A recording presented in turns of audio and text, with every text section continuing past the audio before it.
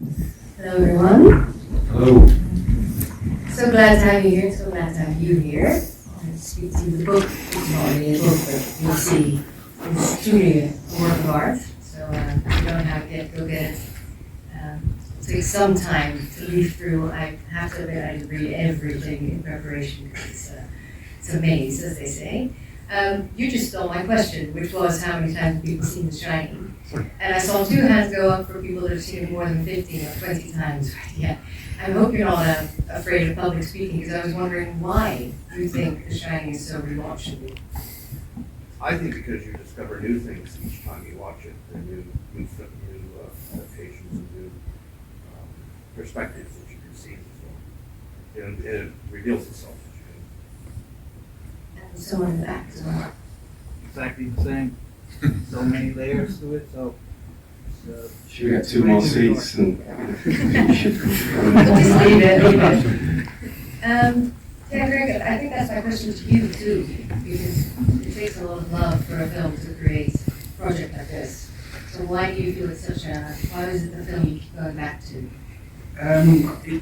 It's a sort of bit like the film, I guess. It's a complex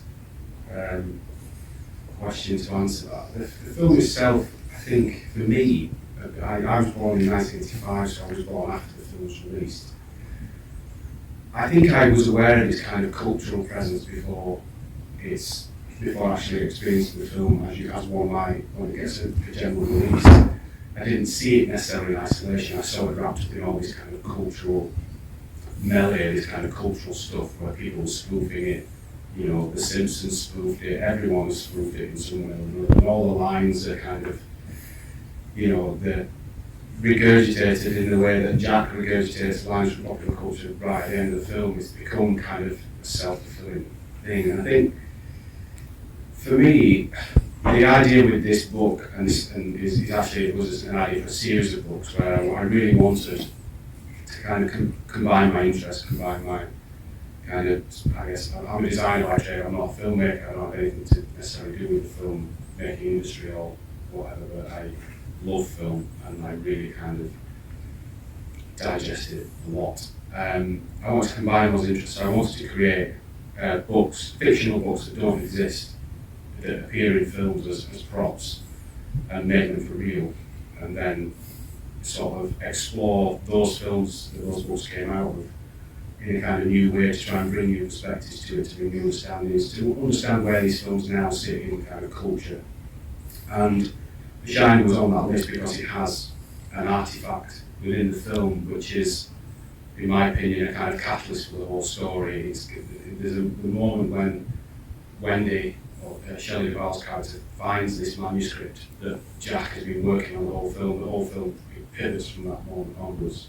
It is the moment when the violence starts, it is the moment when horror kind of is revealed in its kind of fullest sense. And I wanted to take that and then see if we could have that same experience of something, a catalyst for some other things in this book, in that kind of form. So it's through that idea that The Shining has then got sucked into my kind of vortex, and I've been watching it over and over and over again. How many times did you watch it for? I've lost count, I didn't count at all. I mean, it felt like I was just in there half the time. And I don't know if I've actually watched it from beginning to end in a sitting like I will today in a long time. I think I've been skimming through it or had it on in the background while I've been writing or designing. And so it's sort of been this presence around the book. It has haunted it, yeah. What I find interesting is, I mean, there's actually a few essays in the book about the first time that people see the film and the way that it hit them and how they read it then. And of course, you know, everybody will have that memory, you know, just said, of seeing it for the first time. And now, having seen it that many times and having worked on it this thoroughly, how has your reading of the film changed from, I mean, you must have been a lot younger, maybe not as analytical as you are now, when you saw it for the first time, but what would you say is your reading of it now compared to then? I don't know if it's changed a reading in the definitive sense. I think it's just given me more readings of it. I think when I watched it as a child, I'd always loved horror films as a child, and I grew up, and that wasn't necessarily a choice. I had a loving older brother and sister who used to think it'd be funny to scare the absolute shit out of me, make me watch horror films. And when I watched The Shining, I think looking back, this is all with hindsight, of course, I'm looking back on this.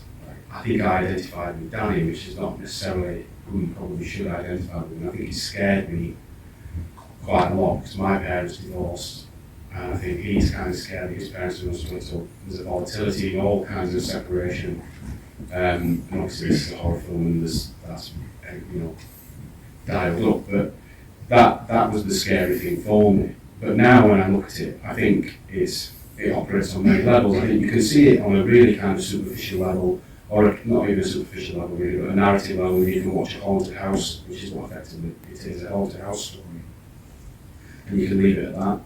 But I think you can also, which I think with Rodney Ash's film, like 237, Room 237, if any of you've seen that, the documentary, like if you believe it's about something, like in a kind of conspiracy theory way, you can watch the film and you'll be cited evidence to whatever your theory is. I think that's one of the most amazing things about The Shining. Or if you come looking at it expecting a study on kind of mental illness or depression or isolation, which we've all been through recently with COVID-19, or domestic violence or domestic abuse, you'll see a kind of case study of those things unfolding. So I think there's multiple things that it's given me now. It's not necessarily I've changed my view on it. I think I've just added to my... Well, you admit that what you want to get out of it changes Yeah. depending on when you're watching it. And I think all That's films what are Roger mirrors, Ebert aren't called they? like elusive open-endedness in relation to this film, where just Kubrick probably did that on purpose or not, or there's a lot of loose ends where things are just not explained.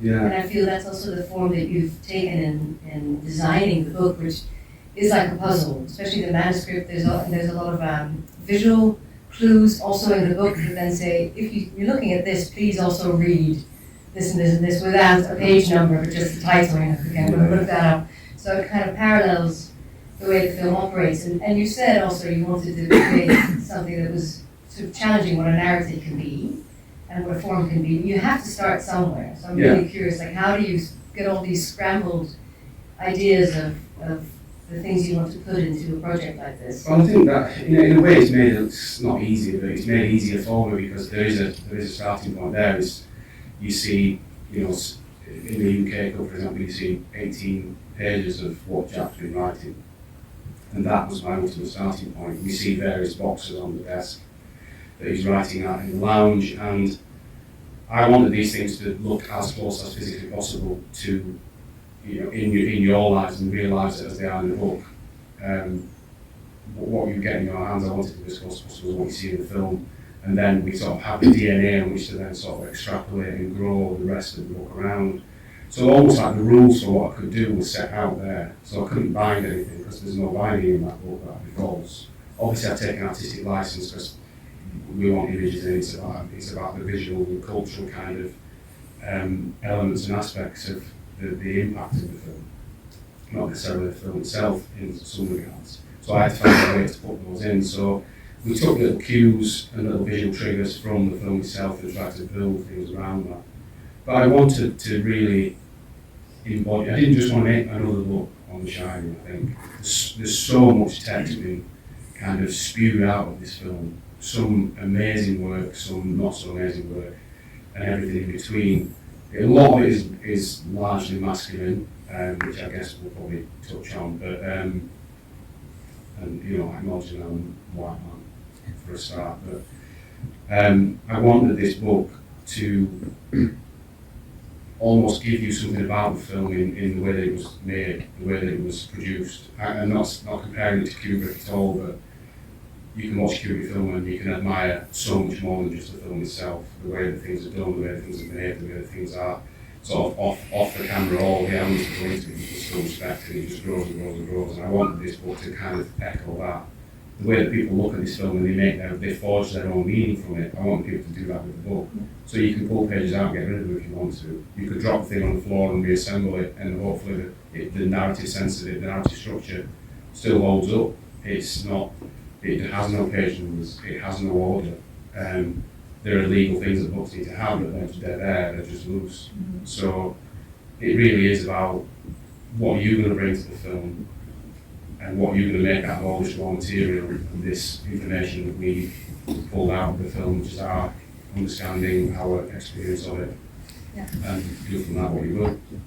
Yeah, I do, maybe be getting online here, but I think there might be a bit of Kubrick in the meticulousness in your work. And do you feel like you recognize a bit of yourself in the way he approached his art? No, I can't say that is so, I don't know, I feel wrong. I mean, I come from a really working class background where my dad, granddad, great granddad were all coal miners, and the thing I hear ringing in my ears all the time, which is not in any way related from what I heard to what I'm about to say, but they always just say, if you're going to do something, do it right.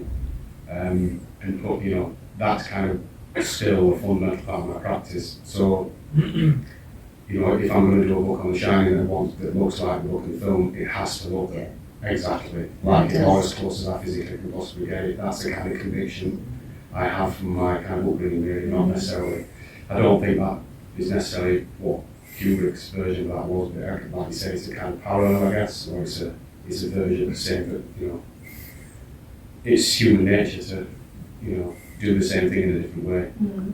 Well, what I liked about it actually is that Kubrick's kind of he's there as a spectre almost. So there's a few essays and moments where that touch directly upon him and his work, but it's actually more about different perspectives on the work. And I was wondering if you're doing a project like this for a film that's been overanalyzed and there's so much that's already been done. What did you feel was missing? Like, was it clear from the start, like I need to get this angle in that I feel I haven't read about? It wasn't necessarily clear at first. So, I admit I was terrified of approaching this film because there was so much on there. Because there's so much on Kubrick, and there's so much on The Shining. And The Shining, in that sense, does kind of stand out amongst his filmography of one of the films. It's probably the most analysed and discussed films arguably in history. I mean, the internet is absolutely rife with this kind of stuff. So, yeah, it's a strange one, really.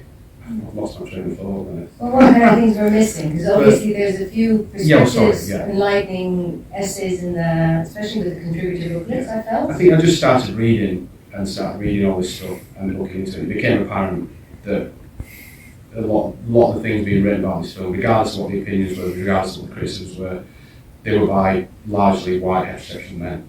And that, again, I'm aware that I'm a white heterosexual man, so I wanted to sort of see what other people that weren't from those backgrounds thought. So I wanted to know what women thought about it, or I wanted to know what people who were necessarily from minoritised communities thought about it, and what their views might be. And also from other disciplines, people that weren't in the film industry, that perhaps came from music or visual arts or design or, literature. I wanted to know what those things are, because obviously Kubrick was a massively, literature director, always films are kind of adaptations in that sense. So I wanted to know what a richer, more holistic picture might look at it. And that, for me, is the thing that does try to make this book on this film stand out and fill in those kind of little gaps that do appear. I'm not saying there's nothing written about The Shining from a female perspective or from a female author, just for example, but it's very, very, very, very hard to find. Mm-hmm. So we try to ram a lot of that in there, that perspective. And I also think it was because of COVID-19 and because of the isolation that everyone was feeling, and because of the pressures of that on kind of social and social-political kind of scenarios of mental illness, mental well-being, domestic violence, domestic abuse, on the increase because of these scenarios, because of isolation, what those things do to us. Because that was so universally front of mind for every single person on the planet, it felt like this was probably an interesting time to look at that. Yeah. Obviously it made it really weird and really hard being in isolation, writing about isolation, but you get through it, I guess. Yeah, the female, there's a few, in the booklets, there's for instance an essay by Kosipani Tuti, a musician who reflects on how The Shining positions itself in the sense of women in service of men, and Shelley Duvall's character, which obviously a lot has been written about. I don't know if everybody knows, but during the shooting, she was also there's a shoot sort of parallel what's going on in the film, so Kubrick didn't treat her right, and she was quite traumatized by it and crying a lot. And it's funny that you just said that you identified so much with Danny when you first saw it, because I identified very much with Wendy, which is later you read like, oh, it's such a male film, it's a male gaze, but I never, when I was younger, I never experienced it as such because I thought she was such an interesting character. And then you actually managed to speak to her for the book, which is, how did that happen and how did she respond? Yeah, I mean, it was, as I was sort of, we were chatting about this before, I was like incredibly excited. I couldn't really believe it was going to happen, but through persevering and finding people that were close to Shelley, and sort of having those people facilitate that for us, I think it made it a lot more. It made her and her kind of opinions and experiences a lot more accessible for that. And we essentially spoke to that person as a kind of conduit about what we wanted to do in the book, what we were trying to achieve. But it wasn't necessarily trying to get things out of Shelley that we wanted from Shelley. It was more just giving her a platform to say whatever she wanted. And as a result of that, we did, she did touch on her experience of filming. She did touch on the kind of treatment that she received, but she wasn't necessarily regretful about it. She wasn't necessarily saying that she felt she was treated fairly. And she also revealed so many other little stories and little anecdotes about the film that I hadn't read, that hadn't looked in my research. Things like her, as super small as they are, like her dyeing hair black, which you wouldn't ever expect, but when you look at it and she didn't have black hair, it was one of those things that just was red. I think that's one of the strong points about this project is that it highlights the perspective of the women that were also part of the film, or the women that have seen the film and loved the film. Because I think it's often about also like maybe you shouldn't love this film if you're a woman because it has all those traits. Whereas there are many women that love The Shining and also see that other side. And I think this sort of enlightens that as well, where you just asked a lot of female contributors as well to give their perspective. I just wanted to give people a platform for that. Yeah. It's not, again, I never once said to Cozy or to any of the kind of female contributors, I never once said, this is what the angle is in the book. Mm-hmm. I just asked them what they thought, and the questions were really kind of platformed in a way to just ask, to let them go and let them talk about whatever they want to talk about, and we facilitate that. Yeah. And that, that is a kind of a step in the dark sometimes, because you never know what's going to come back. You never know you want to make this great book and you have all these ideas about what you're going to do with content, but then this comes back and you have to deal with it. Mm-hmm.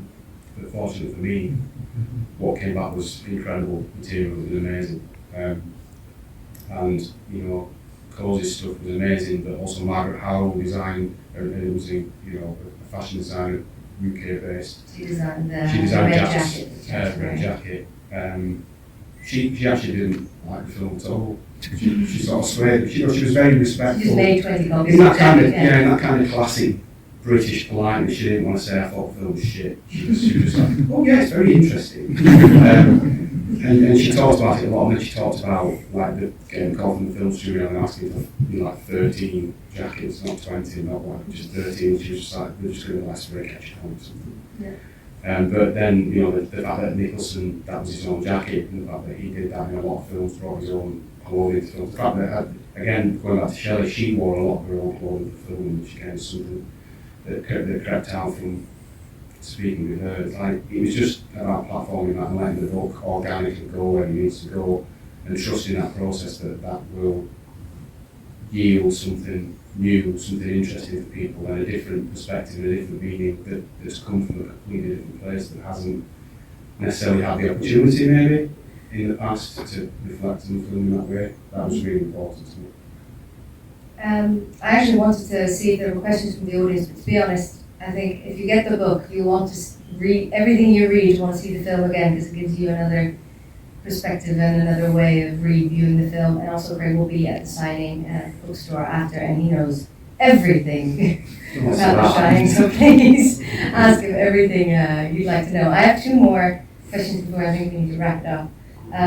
One is, because this is series, this is part of a series, this book, and the one before is They Live, which is also very much a recommendation.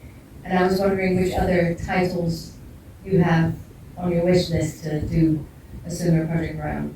It's ever growing. I mean, it's one of those things like the idea. I think the idea is quite complicated to explain, and it kind of feels like I'm having a nosebleed every time I try and tell people what it is, making these books that don't exist. And how they film with, that whole, Makes perfect sense to me. No, it's just me then. But once you sort of have that idea, it's like you're seeing in everything. You just can't get away from it. It's like a joke in my family now. Every time there's a book that appears in a TV series or film, you know, it's like, hey, whoa, you know, it's, you know. Do you have a little book that you write them in? I don't know. I mean, there's a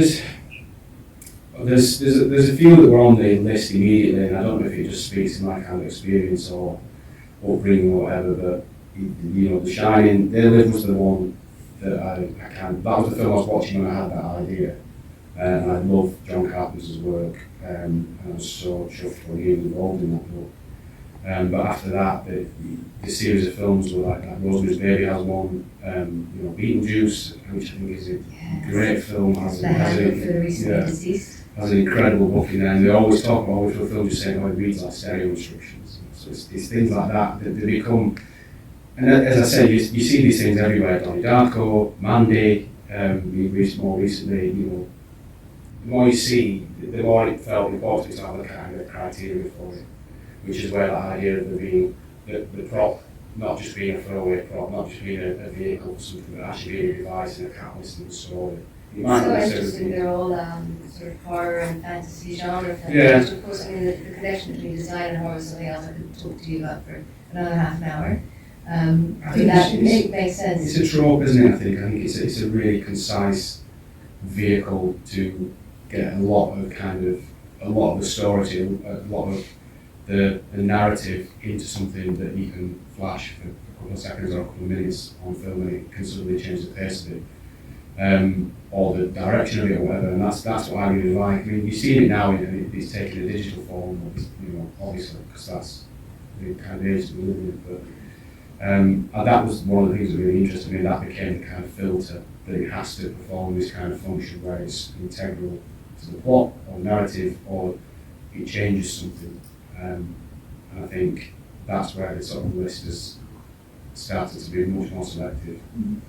And I really want to do more of them. You know, the idea was to do sort of, well, we would get one of the line first.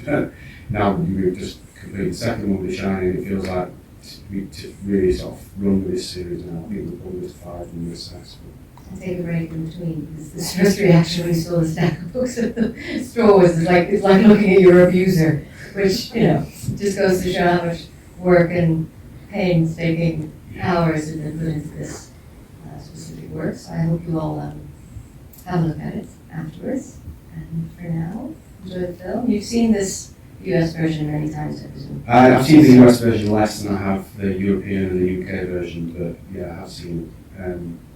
It's interesting if you are one of those people that wants to compare if the European cut or the UK cut is quite front of mind, seeing this version. It's not vastly different, and it doesn't make a different film, but it does definitely change a lot of the kind of skews and the narratives, the context of things happening, I think. And there's also, in my opinion, I think there's some really bad decisions in this one that are in the UK. But the lobby full of skeletons, I think, is a bit. Yeah, I agree. Come on, mate. Yeah, that's giving too much away, is it? Sorry. Yeah. But Okay, that's not the UK one, so. thanks so much. No, thank you. Thank you very much for having me and for the opportunity to screen this. And we'll see you after.